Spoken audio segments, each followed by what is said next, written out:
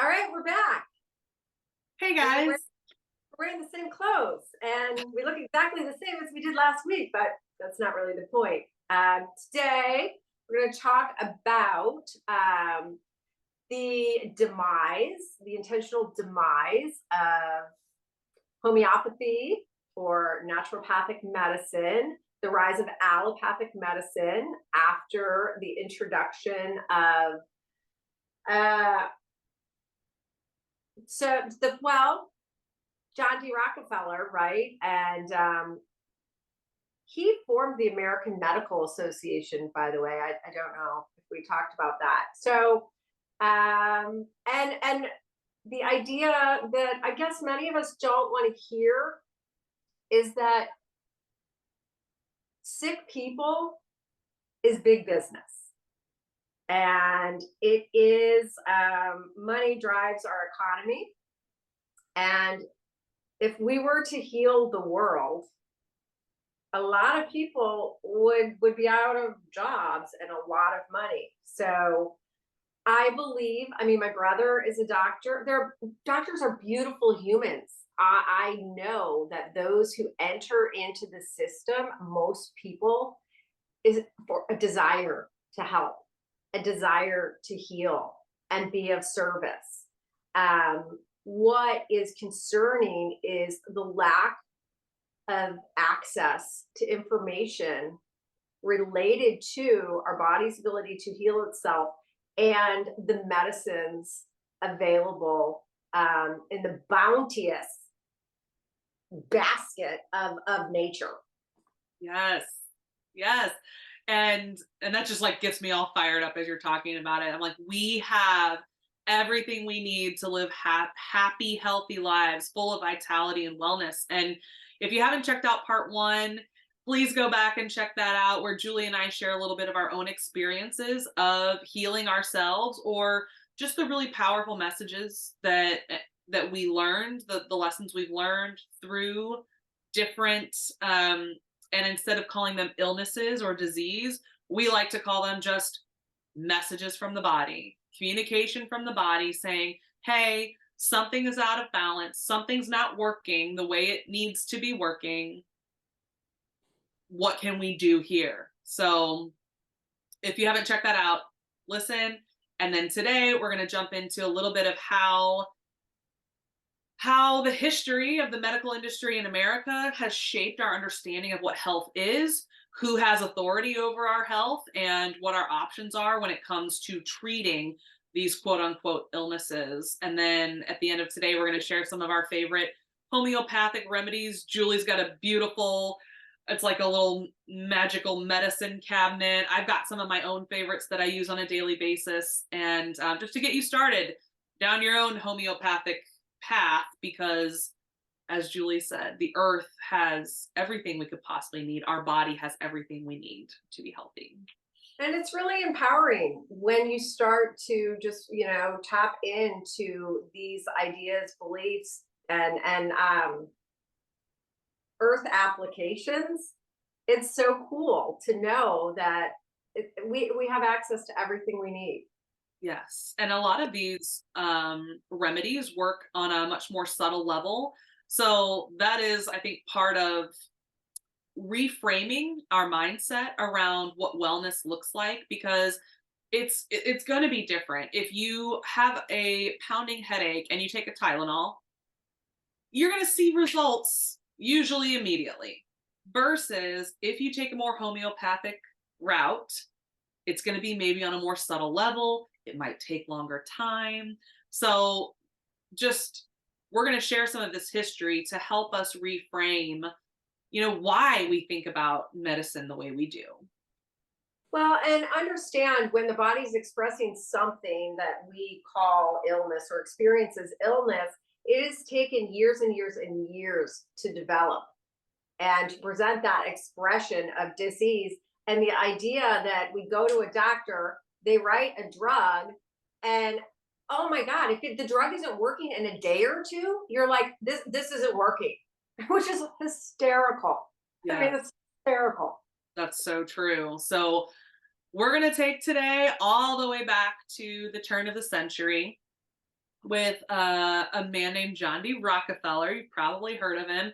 And what most people know him for is being an oil and a petroleum mogul. So he owned several petroleum production plants, and he owned a lot of the patented science behind creating petroleum, which then they found all these amazing uses for petroleum, like, oh, we can create plastic and we can create, you know, a lot of things that don't break down. And it was like, yay, it was, there's all this like resiliency and permanency, and we know oil as an energy resource, that's a whole separate thing. But what a lot of people don't know about him was that he had a huge influence on the medical system. Basically, I'm going to do a big, large, sweeping view, and then Julie, you can fill in with some deets here. But transferring medical approach from ancient, and they call it folk medicine, homeopathic remedies, herbalism, shifting to once he discovered that petroleum could be used to create medicine and pills, shifting the medical industry to a pharmaceutically based approach. So that's a huge shift. This man kind of single-handedly overhauled an entire culture that had deep, deep roots in the earth, and pulled those roots up and created a system that does not necessarily promote wellness, but that makes people a lot of money. Yes. And you know, he had a little help. I believe his name was Alan Flexner. I think that's his first name. We will include a link to the Flexner's report that will give credence to what we're speaking to today. Prior to Rockefeller's interests in medicine, there were schools and universities that taught, you know, plant medicine, passing down information from, you know, indigenous cultures and tribes, herbalism, you know, all of that. And you would go to school to learn. And when Rockefeller wanted to monetize and introduce this petroleum into pills and all of that, he actually founded the American Medical Association. I cannot remember why. I think there was a financial, obviously he helped financially with something. They were in a bit of a jam. I don't know if the universities or whatnot, I don't recall. But he then made it illegal for any schools or universities to include in the curriculum any information related to healing through nature, plant medicine. So what the earth offers us is free to us. That's a law. No one can, I can go out and dig up a dandelion. I don't have to pay for the dandelion, and I can use that dandelion to heal all kinds of things. And we can talk about that later. Well, nobody's going to make any money. Nobody's going to make any money off of the bark of slippery elm. I mean, who's going to make any money off that? So what is done when they create medicine, they take the properties, the molecular structure of something that Mother Nature has given to us for free. And they create, say the molecular structure looks like, I'm just making this up, a triangle, a circle, and a square. They flip it and do a mirror. And now it's a square, a circle, and a triangle. That is such an oversimplification. That which they have created contains many of the same medicinal properties as what was gifted to us through Mother Nature. Now what they have done, they've created a product that they can patent and they can own and they can sell to you. This is an inversion of the divine design, literally an inversion. And in doing so, this inversion creates some other problems. It does have some of the originally intended benefits, but there are some problems that usually don't appear until, later down the road. But now someone can own what was given to us freely. And as we lost connection to the information related to the medicines that Mother Nature gave to us freely, we had to look outside of ourselves. I don't feel well. What do I do? And we begin to pick up these medications. We buy them, and it's a big business. It is a very large business, and it would make sense if you're running a successful business. Do you, do you really want people to know that they can grow? They can grow the same stuff in their backyard without a copay, without all the side effects. And then the side effects that these modified medications, they've got a customer for life. And then you got to go back and get, now you don't just have hypothyroidism or Hashimoto's. Now you have osteoporosis. I mean, the list goes on and on. And he, so because herbalism and these homeopathic approaches were so popular at the turn of the century, he's got to figure out, how do I take down my competition? So he actually hires this guy, Abraham Flexner, who you were talking about. Yeah. And Flexner goes in front of Congress and he submits this official report that basically says, hey, this is all disconnected and discombobulated. We've got way too many medical schools and doctors, and we need to, it was all done under the guise of streamlining medicine for the good of the people, right? And and also this herbalism is quackery. Chiropractic approach, quackery. Chinese medicine, meridians, acupressure, quackery. So what they had to do in order to build this empire in pharmaceuticals, they had to discredit and discount the way things had been done. Now, we're not saying that herbalism was perfect. We're also not saying that advances in medical technology is bad. Okay, there were some valid points in this report. But what it did, and Congress accepted this report, they started standardizing medical education, where the American Medical Association starts pumping all of this money into specific universities. And then guess what? The only real doctors, the only real universities are those who had been accredited by the AMA. So in order to be official, you've got to get this stamp, and you've got to go to this university to be a real doctor.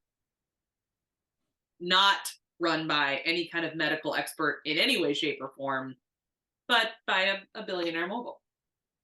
And I don't know if this is a fact, Claire, but I've heard this from several doctors, just in, whatever, their own podcast, that when they went to medical school, they spent one day, so a total of one day. So that's probably how many hours, in 24 hours, I guess, studying, but they break it down to one day, studying nutrition and how the food that we eat can either hurt or heal us. One day in all of those years, which is crazy to me, right? Yeah. Food is medicine. Food has the ability to be our medicine. We don't have access to maybe that kind of healing via our food because of what has happened to our food supply, but that's another issue altogether. Well, can you imagine? And, we've probably all had this experience where we go to a doctor, you're hoping to get answers for something. And then particularly for women, if it's a male doctor, and maybe you've experienced this, but it's like you give them all these symptoms that you're having. And what do? They assume it's, oh, well, we're going to run a pregnancy test, or it's going to be your hormones are off balance, which may be true. But there's very rarely questions of what are you eating? What other practices are you doing to support your physical health? There's none of that. It's what's your age, what's your weight? Oh, if you weigh this much, you probably just need to lose weight. And if it's your age, then you're probably going through menopause. Like it's just it's so limited and we can't, and of course I'm generalizing and there are doctors who are deeply connected with some of these other modalities, but we can't blame doctors because they're going through a system that is Exactly. designed to and as we know, pharmaceutical companies donate billions of dollars to med schools so that they have this. I mean, how many times have you gone to the doctor? They don't even pretend about it anymore.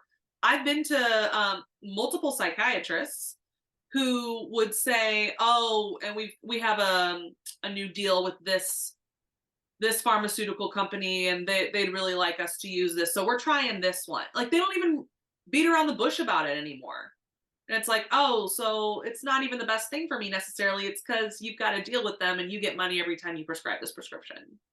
Exactly. I will provide a link to this book that I really like that has reports and PDFs that you can download. But oncologists make, I believe, over 70% of their salary from the chemotherapy drugs that they sell. 70%. I believe, and I'll look that up and we'll include a link to that book. So how then, if who isn't motivated? I mean, we have to make money to live on this earth. And if you're a doctor and you're getting data from the American Cancer Association that says this drug is the best thing, and on top of that, I'm going to make a buck. That's Right. I mean, it's I want to talk about for a second. There's so many stories like this, but I just was reminded of this when we started thinking about talking about this topic. This guy, Jason Bale, and he had cancer. I think he was an arm wrestler, and he had cancer and had tried the traditional approaches and was not getting Wait, better. did you say he's an arm wrestler? Yeah. That's a thing? Well, I think it was in the 70s. So it was, Wow. Okay. I mean, was a thing. You can look up Jason Bale. Anyway, he stumbled upon, did his own research, the idea that apricot seeds, they contain, it sounds like amygdalin. It's amygdalin instead of the amygdala. Amygdalin is found in cherry seeds, apricot seeds, apple seeds. We have been told that these seeds are toxic and they're very dangerous. Don't eat them. You'll get arsenic poisoning or something like that. I don't know how he decided that wasn't true for him. So he crushed apricot seeds up to 40 a day and ate them. And at this point, he was not doing any other therapies and cured his cancer. So he went on to start selling. I think it was called like apricot gold or something. And he started selling these products. And he was arrested and put in jail for 5 years for using the word cure, because that was what he was doing wrong, saying that he was curing something. And he then got out of prison and started doing it again, he and his mother. And, I don't know then what happened, but it's B17. So B17 is a main component of what is in the apricot seeds. B17 has been banned in many states across the United States. We can't even buy B17. So For what premise, Pardon? Under what premise? Do you know why? It's dangerous for us. So something that occurs in nature. And yeah, okay, snake venom is dangerous, right? I mean, but snake venom also actually does have some healing properties. I'm not going to get into that right now. So yes, things that are not used, properly, I guess, can cause harm. But the problem is, why aren't we studying these things? My brother is a world renowned doctor, works with the World Health Organization, the NIH. He is a brilliant human. And we went to exhibit in Chicago about indigenous medicine, homeopathy. And I was like, oh, look at this, Mark. Why are more people not? And he said, well, there just aren't enough studies to, support this. There aren't enough. Except all of history. I said, well, there aren't enough studies. Why? Because all of this, it's all been suppressed. And why aren't people studying this? Why? Why aren't we studying this then? And he said, well, people can be growing these herbs and these roots, and they're not under controlled conditions. So how do you know that this apricot seed is the same as this apricot seed? But if you take that molecular structure, you make a mirror of it, and you produce something in a lab, we can control that it's all the same. Meanwhile, we've lost access to B17. Interesting. Very interesting. Right? Isn't that crazy? Yeah. So there's so many things we could talk about that will just boil your blood. And, there's kind of different phases of like when you learn this information, you might hear it and you might be like, that's ridiculous bullshit.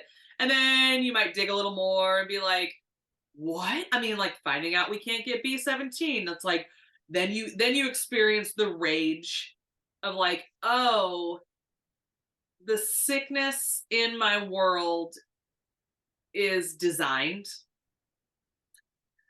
and we don't have access to, although we do, but we don't have easy access necessarily to what would benefit us. So you go through that anger, and then maybe you come out on the other side, and this is something that I've just kind of struggled with myself, is like, okay, I don't want to leak my energy. I don't want to waste my energy being like, oh, these motherfuckers, whatever. But I've been there, and I will be there again, probably. But it comes back to, for me, like, okay, what can I do? I can live my life in a way that's countercultural, that's a little bit different than maybe what the average person is. I can let my life be an example. We can share the way we're sharing now. We're not trying to convince anyone, just sharing information and personal experience. So we are posting more information about the whole Rockefeller timeline and all of that. You can The Flexner report. Yes, the whole report that was shown to Congress. But and can I say something? yes, Google, right? Let's Google it. Let's Google it. Well, Google says this. Well, Google says that. Let me tell you, Google's going to say it'll save you, and Google's going to say it's going to kill you. But you're going to find that the drugs that they're offering are going to save you first at the top of the list, and deeper down, you're going to maybe get a few things that say these drugs might actually hurt you. And then if you're looking at natural cures, what's going to pop up first in Google is this could kill you, this is dangerous, this is a conspiracy theory. If you dig a little deeper, you'll be like, huh. So this is where your discernment comes in, and what does that look like? That how does this feel? What do I think about this? Am I having resistance to the idea? What is this resistance about? I mean, just tuning into that, because you're going to find evidence that's going to say it's the best thing. I mean, apricot seeds are going to save your life. and they're amazing and all these stories. And then you're going to have all these other stories that say, oh, but did you hear about that guy? He went into a coma after eating too many apricot seeds. So, you get to decide. And what I found is there's a lot of trial and error. And to go back to the time, you're not going to have an immediate response to some of these things that you're doing. And I know Claire and I have both lean heavily. I only lean into natural remedies. But there are times when, I recently had an infected tooth, a root, and I've never had to try and attempt to heal that on my own. And I was like, this is dicey territory. I don't really know if I can do this. And it took a couple weeks of doing that. And so you get to decide, and there's nothing wrong with going to the dentist. There's nothing wrong with deciding you want to go to someone who, I don't know, you think maybe can fix it quicker. There's nothing wrong with that, but start tuning into what you believe. And when we hear truth, it lands differently. Somehow you're like, yeah, that just kind of makes sense. So I just want to bring that up because we're going to provide links to all kinds of information, and with an open heart and mind, I think you will be able to discern what of this rings true for you. Absolutely. So we'd love to share just some of our favorite homeopathic remedies, and there's so many, but I think this would be a good place to get people started if they wanted to look into this a little bit more. So I love taking tinctures on the regular. So a tincture is super easy to make. Usually you get your bundle of herbs, you put it in a jar, and you pour alcohol over it. The alcohol extracts all the goodness out of that plant. Yes. What alcohol and what proof should the alcohol be? 40 proof, right? 80 proof. 80 proof. 80 proof of vodka traditionally. Oh, yeah. And just in case you want to do it, yeah. Yes. 80 proof, okay. So then you fill it all the way up, leave no air at the top, and you just let that sit. You screw the cap on, you just let that sit in a dark space. We don't put things in the light when they're brewing because sunlight can break things down and change the composition. So each tincture has a different brewing time. So you can just look this up. There's tons of websites. I love Wellness Mama. I'll link her too. She does a lot of fun DIY beauty products too, and household products. So after your tincture's done brewing, you just strain out the herbs, and then you fill a bunch of little dropper bottles. And I take 1 to 2 drops of rosemary, oregano, and burdock root. Not every day, it'll be every other day. Some of these tinctures, they recommend, like burdock root, if you take it for several weeks at a time, they do recommend taking a couple weeks off, letting the body kind of go back to homeostasis, and then you can go back to it. But benefits of rosemary and oregano: antimicrobial, oxidant, anti-inflammatory, antiseptic. It helps with memory, pain, anxiety, sleep. I mean, so much that these natural herbs, and I've got some growing out back, they're just my favorite, that they can support the body. And when I'm maybe feeling a little under the weather, I just up my dosage a little bit, or it's twice a day. And Julie taught me, whenever you're at the very first sign of feeling a little sniffle, you're feeling a little something in your chest, feeling a little something in your head, take a clove of garlic like a pill down the hatch. And sure as shit, I mean, garlic has a wide variety of medicinal properties and amazing things. You put garlic on your feet, all of these. You can put garlic in your ear for an ear infection. But it stops whatever infection is building in its tracks. It is powerful. And it's garlic, people. Like, you don't need to go to the doctor for this. just go get some garlic. So and then burdock root is one of my favorites because of its ability to detox the blood and the liver. um Everyone's really on the train of like detox, and I do want to say that the body has its own system of detox that is brilliantly intelligent and can do its own thing. But if you're in a place where, and I go through cycles with this, I'm feeling like I do need to do a little bit more for the detox.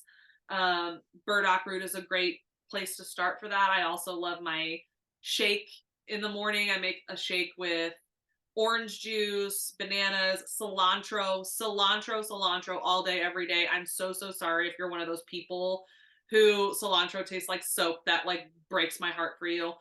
But cilantro is a powerful herb. Yes. So there's so much to say, and but I want to speak to cilantro because I was one of those people who hated cilantro, and I was like, I can't, and I was like, well, I'm going to. It is the most powerful chelator, and a chelator is something that binds to the heavy metals existing in your system and pulls them out. It removes 87% of the lead, 91% of the mercury, and 74% of aluminum in your body, which is insanely powerful. Yep. That's amazing. I mean, something else important to say about detox, if you are detoxing the liver, or whatever detox you've got to then flush the system of whatever you're drawing out of the blood, drawing out of the liver. So that's why I love herbs and roots. Like burdock root is also a diuretic. Lemon balm is a great diuretic. Just cucumber. Yeah. If you throw a cucumber in with your cilantro in the morning, and you can add that will do exactly that, all in the one drink. It's simple. I mean, it's finding ways to do this, making it simple, right? Because it can get really complicated. And as you're learning these things, it's like, oh my God, how am I going to do all this? Yeah. And that's a really good point, Julie. Let's hit on that, because I just crack up when I was talking to you. I remember we were on the phone and you were telling me about your tooth, and you're like, pretty sure I need a root canal. Now I have to be my own fucking dentist too. Where do we start? And here's what, again, I just want to pause and say, like, no one taught us this. No one taught us this in school, in anywhere. Yeah. I feel like I was taught. Like, I literally feel like my meditation, whatever was happening, I was in school. Whatever school was happening in that other room in there, I have notebooks of information that it wasn't this Julie's information. And I feel like I was really taught this. You were, but I'm saying, yeah, we're not taught this Totally. in society, which is exactly so right. Frustrating. But we've made it our own study, and you've received beautiful information. I've received beautiful information. So where do you start? And I would say, for me, I just started with what information my body was giving me at that moment. So what messages are you receiving from your body? And like right now, like, I'm having some weird knee pain. Okay, start there.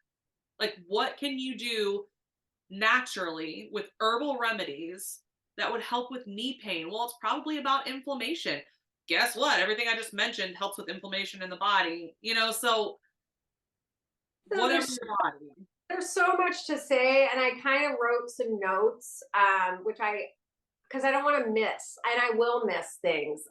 Speaking of garlic, go back ancient times, people would wear garlic around their necks to ward off evil spirits. All right. So evil spirits. Okay. Was that a virus? Is that a bacteria? Is that a ghost? I don't know.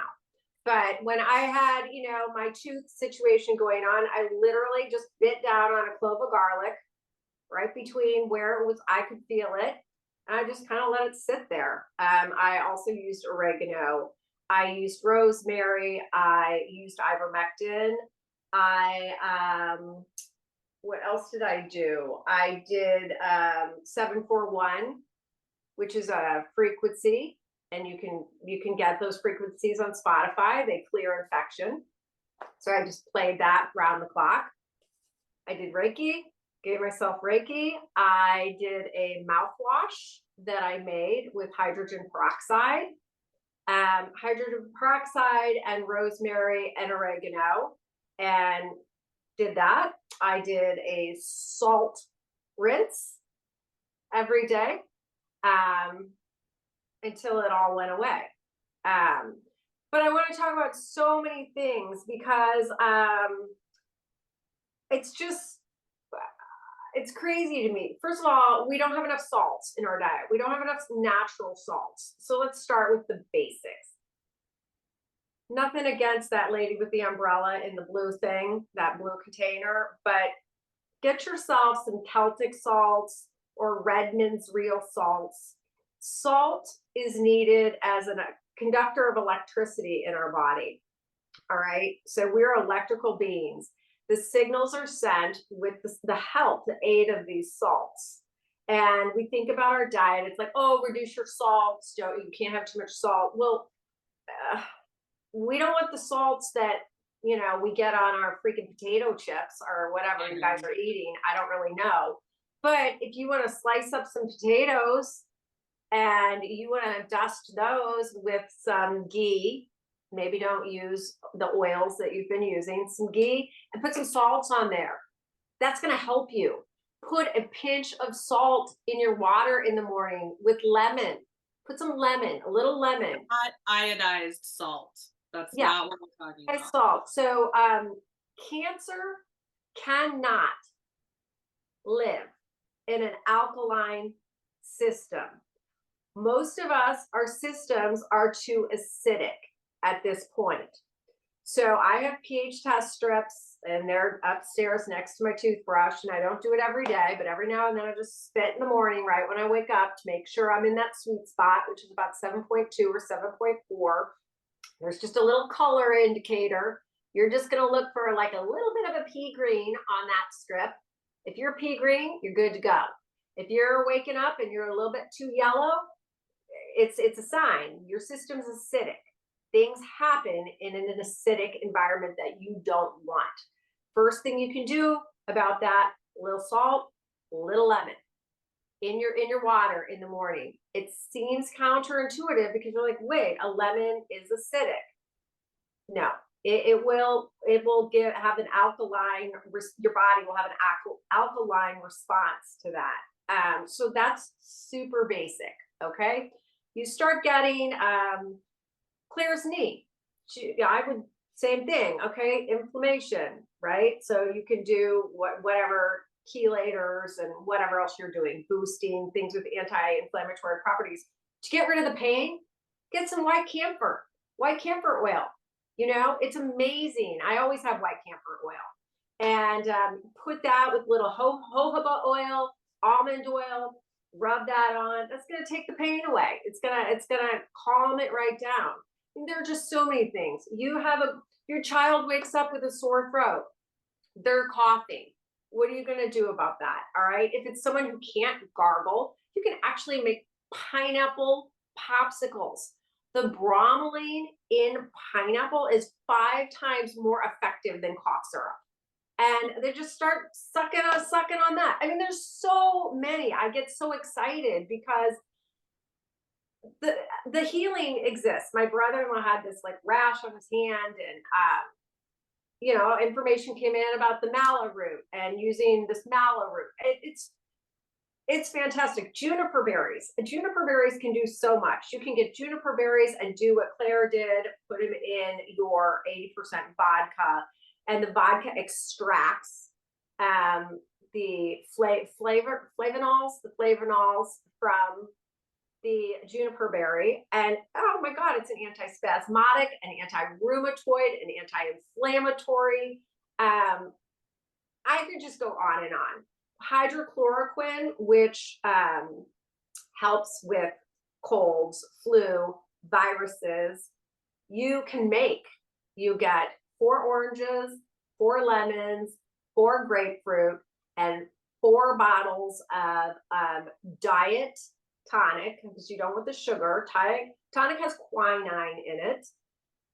Cut those up, throw squeeze the juices, pour 3 bottles of the tonic, simmer for 2 hours, pour the last bottle of tonic, refrigerate, drink it during cold and flu season. We got an oxymel.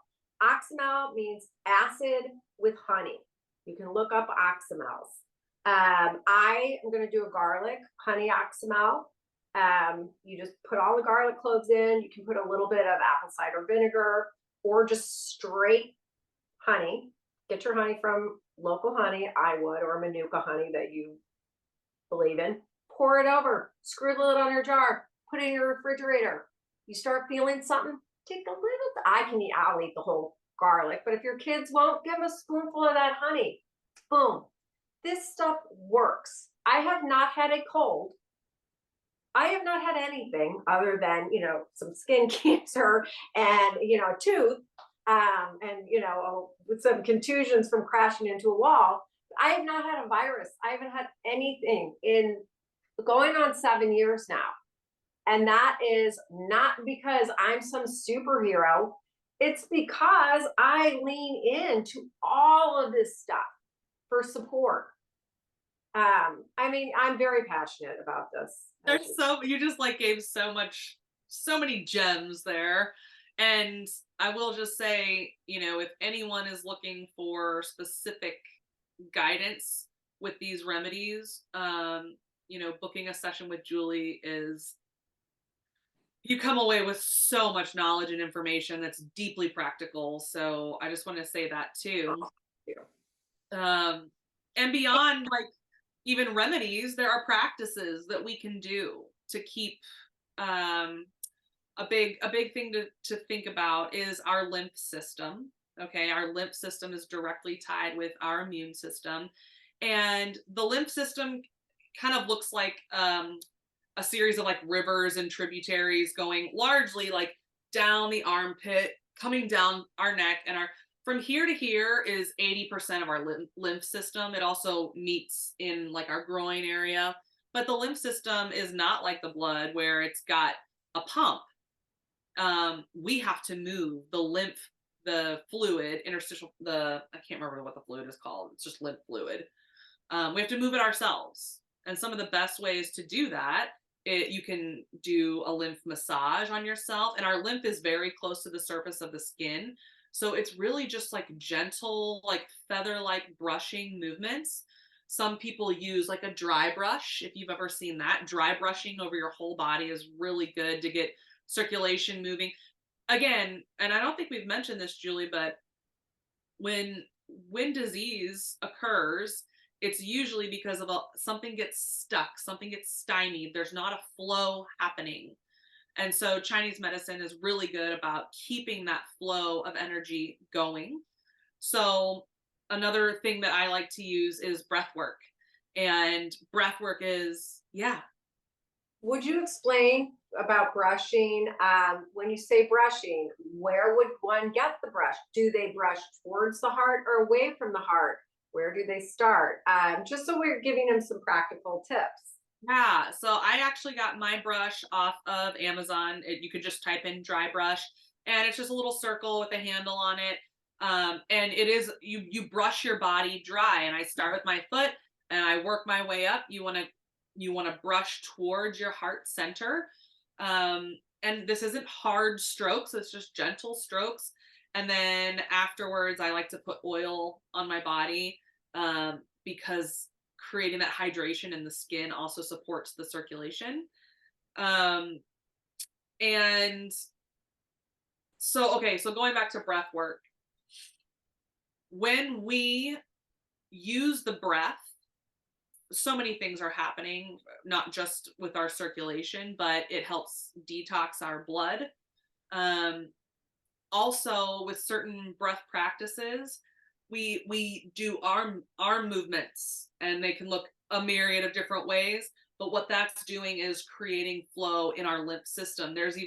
I love this breath practice where it's inhale, exhale, and you're just kind of hitting the side of your body, and that's just pushing that fluid so that the flow is occurring within the lymph system.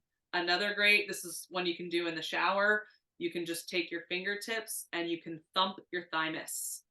Thump your thymus. The thymus is a gland located kind of right behind the sternum in the middle of your chest here. It's a super important part of the endocrine system, but the thymus is in charge of producing your immunity cells, lymphocytes in your body that if, some toxin does come in, and then these cells are kind of the soldiers that march and destroy that thing. When we thump our thymus, we're activating it, where we are bringing it back into balance if it's out of balance.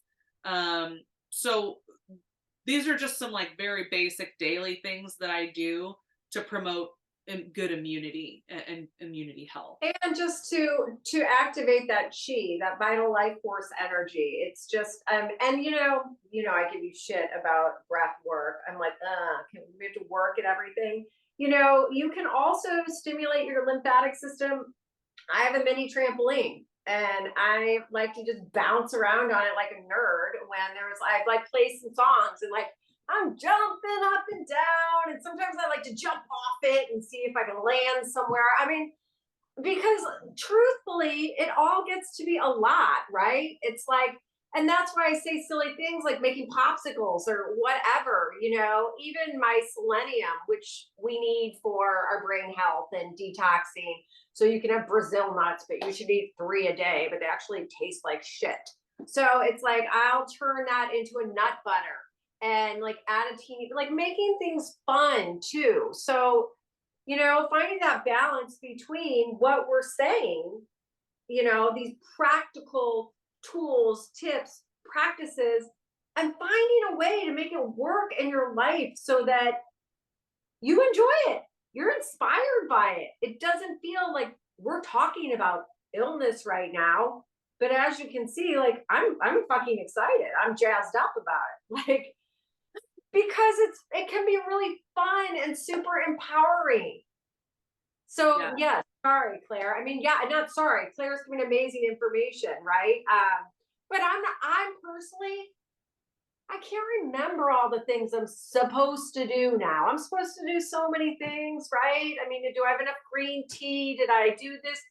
Figure out what we're offering lights you up a little bit. Exactly. And you'll do it.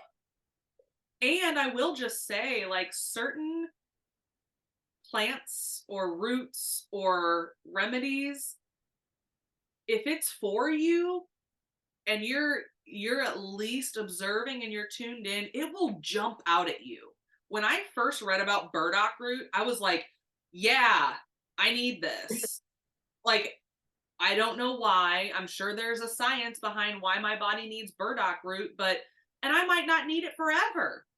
I might just need it right now for whatever phase or cycle my body is doing. All I know is that when I read about it, in my body was an immediate yes. So let your body tell you what it wants and what it needs. And we've thrown a lot of information at you in these past 2 episodes. If you don't take anything else away, here's what we hope that you take away. Okay, what is it? what are what? You have the power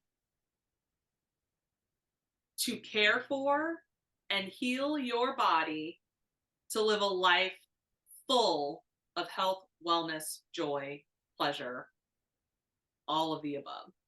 And the choice is yours. I mean, it really is. And one more thing, I want to provide links. I get nothing from plant therapy. I don't represent them in any way, but I have a basket of so many oils because over the years, so many things will pop up and I'll get a message about it. And these oils, I mean, I know people like sell Young Living and I don't know anything about it, except for I know they're like 3 times as expensive.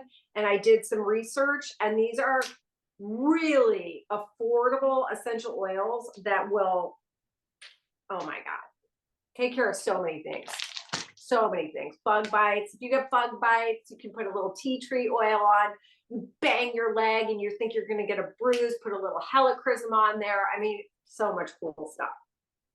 So clearly also Julie is a wealth of knowledge on these things. If you've got questions, please don't hesitate to reach out. You guys can leave comments on YouTube, or you can even, we always post our socials or our email on there. So let us know, because this information isn't just for us. It's So not. And you guys, we can empower each other. Start trying things, sharing what works, share it with your friends. I mean, it's a pretty exciting time to be alive, that we're tapping back in to just the divine intelligence of like the plant life all around us. It just is, it's pretty freaking cool. Mother Earth cares for us.